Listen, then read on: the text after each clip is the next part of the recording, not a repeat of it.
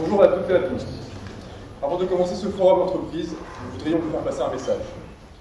Nous sommes un collectif d'étudiants et d'étudiants de l'INSA qui se reconnaît dans les valeurs humanistes prônées par notre école, mais qui ne se reconnaît pas dans l'invitation de certaines entreprises aujourd'hui à ce forum. Nous défendons des valeurs de justice écologique et sociale. Nous voulons un monde plus résilient aux risques climatiques. Nous souhaitons un monde en accord avec les accords de Paris. Nous voulons utiliser notre formation pour œuvrer un monde plus juste et plus vivable, et non l'inverse. L'accord de Paris n'est plus abstrait. Il doit maintenant se concrétiser par des actes. C'est pourquoi nous avons décidé aujourd'hui de dénoncer NGE et ses actions dans des événements écocides. Pourquoi dénoncer NGE? NGE est le promoteur de la 69, une autoroute qui doit relier Toulouse à Castres. Cette autoroute est un désastre écologique, dénoncé par 2000 scientifiques, dont des auteurs du GIEC et des instituteurs, institutrices, professeurs, professeuses de l'INSA. La 69, c'est quoi concrètement? La 69, c'est d'abord 400 hectares de terres agricoles rendues inutilisables. C'est aussi 3 usines supplémentaires de bitume qui vont polluer l'air à des kilomètres à la ronde et qui donc dans les années à venir vont causer des cancers. C'est également des interruptions de corridors écologiques et donc de déplacement d'espèces, ce qui va induire un affaiblissement de la biodiversité. Et donc la 69, c'est 450 millions d'euros investis directement dans un désastre écologique. Mais alors, pourquoi la construire? Pourquoi la construire?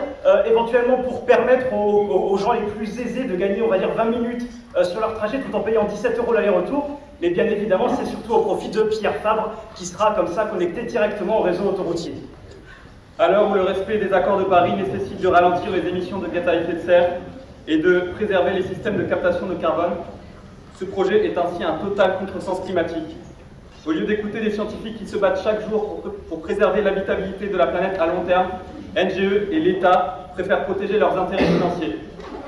Nous étions à la mobilisation pour l'abandon de ce projet ce week-end. Nous avons vu les 200 tonnes de lisier épandues par NGE pour repousser les manifestants.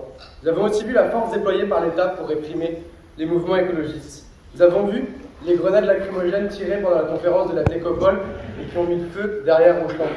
Nous avons vu comment des intérêts privés pouvaient finir par passer devant les intérêts communs. Ceci n'est pas notre définition de l'humanisme. Ceci n'est pas ce que nous attendons d'un forum pour les ingénieurs de demain. Nous prenons ici l'exemple de NGE, mais ce n'est pas la seule entreprise invitée aujourd'hui dont les actes sont condamnables. On peut ainsi citer entre autres Dassault, Air France, Airbus ou encore Vinci Construction dont l'éthique est plus que douteuse.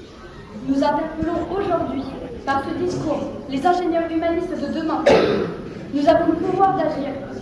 Nous avons le pouvoir de changer les choses en choisissant chez qui et comment nous nous engageons. Nous devons prendre garde à leur stratégie marketing et de recrutement qui, pour certaines, intègrent de fausses volontés écologiques et sociales. Alors mobilisons-nous, bougeons-nous et renseignons-nous.